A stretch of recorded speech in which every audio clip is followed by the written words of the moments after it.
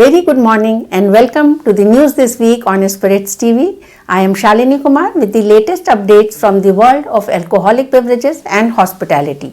Here are some policy related stories. There are some significant steps taken by the Rajasthan government which will give much needed impetus to the trade and benefit consumers as well.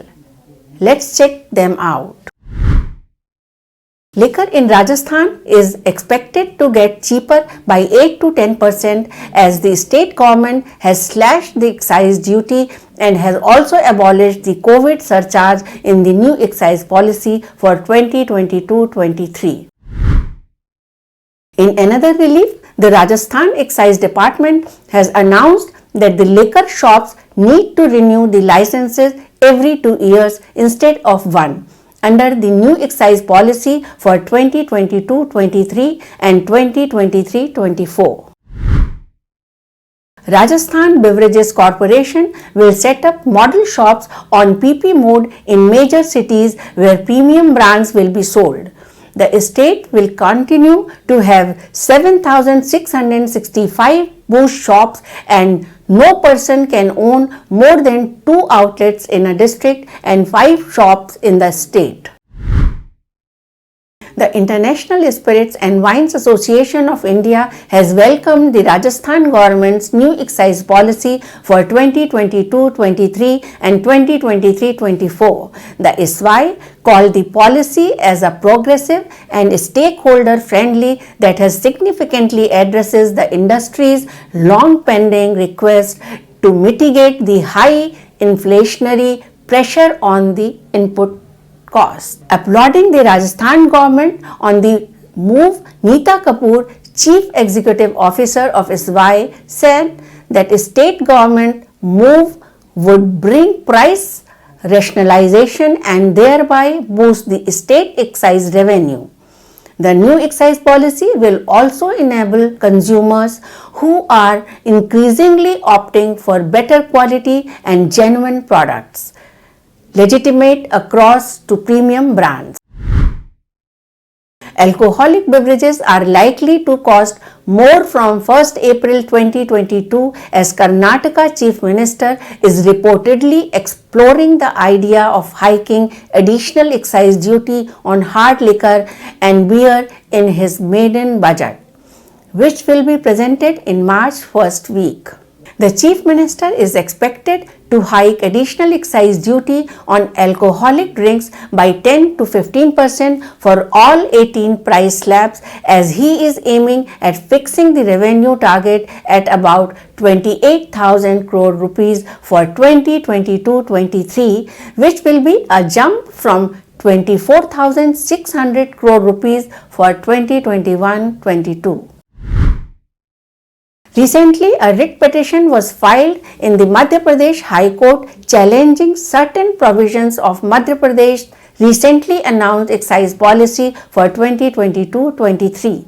The petition, filed by a social organization which has claimed some provisions like composite shops having country-made and foreign liquor, relocation of existing shops, allowing sale of liquor in supermarkets and other places were in violation of Article 47 of constitutional provisions. Delhi's new excise policy is proving to be beneficial for consumers as the liquor vendors in the capital city are selling alcohol at heavy discounts of up to 30 to 40%. The retailers in Delhi are even selling liquor below the prices in Gurgaon and Noida. A bottle of Shiva's Regal 12 years old is being sold at 1,890 rupees as compared to 2,150 rupees in Gurugram. This kind of discount is prevalent with wines and other categories as well. This surely is a bounty time for consumers in Delhi. The Governor of Nagaland, Professor Jagdish Mukhi, has voiced that though the complete ban on sale and consumption of alcoholic beverages was not feasible, but their extent could be reduced in a gradual or phased manner. In the backdrop of battling criticism over huge tragedies, officials of the Excise and Prohibition Department in Bihar were directed by the Chief Minister of Bihar to explore the possibility of using unarmed aerial vehicles, dog squads and motorboats against the violators of the prohibition law so as to effectively enforce the alcohol prohibition law in Bihar. Let's move to some stories from around the world.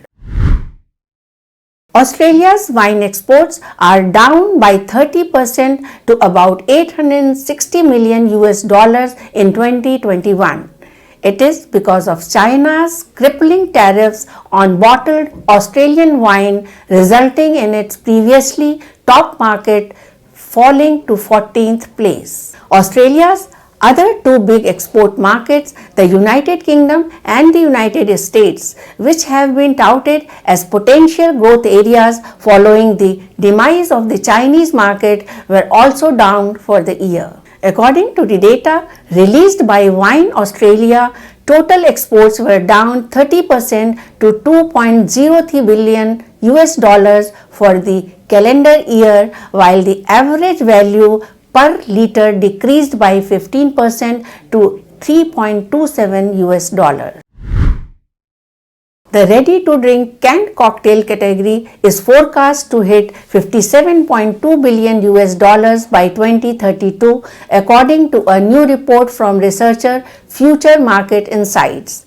The canned cocktail market is expected to expand at a compound annual growth rate of 11.6% per year until 2032, the report found. Vodka-based canned cocktails are predicted to lead sales, making up 19.1% of the total ready-to-drink canned cocktail market in 2022 and reaching a market value of 3.6 billion US dollars by 2032. Southwest Airlines is bringing back alcoholic beverages on flights this month after suspending their sale in March 2020. Beer, wine and hard liquor will be offered again starting on February 16th. American Airlines is the only one of the four largest US carriers that has not resumed alcohol sales. Tequila could soon overtake vodka as America's favorite liquor, fueled by consumers' desire for pricey bottles of agave-based spirits. According to the Distilled Spirits Council of the US, tequila and mezcal was the second fastest growing spirits category in 2021, trailing only pre-mixed cocktails. Agave-based spirits saw sales climb 30.1% compared with the previous year to 5.2 billion US dollars. It was also the second largest category by revenue behind number one vodka, which has been the top selling spirit in the US since the 1970s. At 7.3 billion US dollar in revenue, vodka is still selling roughly $2 billion more annually than tequila and mezcal. But agave-based spirits could be on track to outstrip in just a few years. The International Football Association (FIFA) is pressuring Qatar to allow alcohol sales in stadiums during the 2022 World Cup. Alcohol availability during the upcoming tournament has been a particular flashpoint for criticism around FIFA's decision to hold the global event in a liquor prohibited country. Qatar prohibits alcohol sales at almost all restaurants not associated with a high-end hotel or resort. With employer permission, foreign residents can also buy bottles of liquor, beer and wine for home consumption from a single Qatar Airways run depot on the outskirts of the capital, Doha. People in Germany are consuming less beer, according to the figures released from the Federal Statistical Office. The trend is a continuation of a decline in alcohol consumption exacerbated by the COVID-19 pandemic in Germany. Lockdowns and service sector closures in Germany added to the decline. Federal Statistical Office data shows the beer sales fell by 2.2% to 8.5 billion liters in 2021, the lowest recorded sales since records began.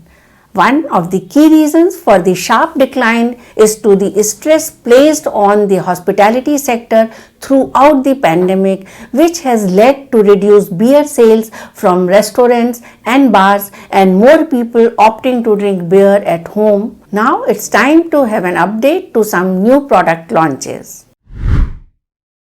Rhode Island's The Industrious Spirit Company in Providence just launched the Oyster Vodka. It is the first of its kind, made with its organic corn, neutral spirit and local oysters. Rhode Island is known as the ocean state for its roughly 400 miles of coastline. One can get oysters in a stew, fried and tucked into tacos and freshly shucked for $1 at happy hour.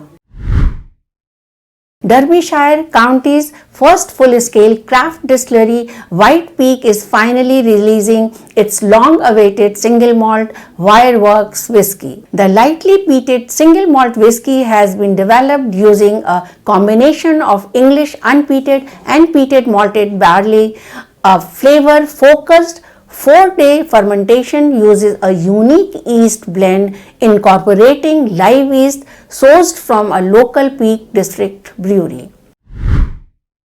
Demi Conthew's Islay Scotch whisky distiller Brookladdick has released the final bottling from its Octomore 12 series of single malts. Octomore 10 aged years comprises whiskey that is spent 5 years resting in first fill ex-American oak casks before maturing for a further 5 years in barriques from formerly held Ribera del Duero wine. The expression is available exclusively from the company's website and distillery shop and is limited to 3,500 bottles. Samuel Gulliver and Company has built on its official Whisky of England rugby status with the launch of a limited edition single malt whisky in partnership with the English Whisky Company. English single malt rum cask whisky has been aged for 6 years in oak casks that formerly held rum. The iteration, which is limited to 3,500 bottles, is available to purchase from the company's website. Purchasers of the whiskey will also receive a certificate of authenticity. With this, I wrap up this week's update and will see you next week at the same time. Till then, stay safe and say cheers with care.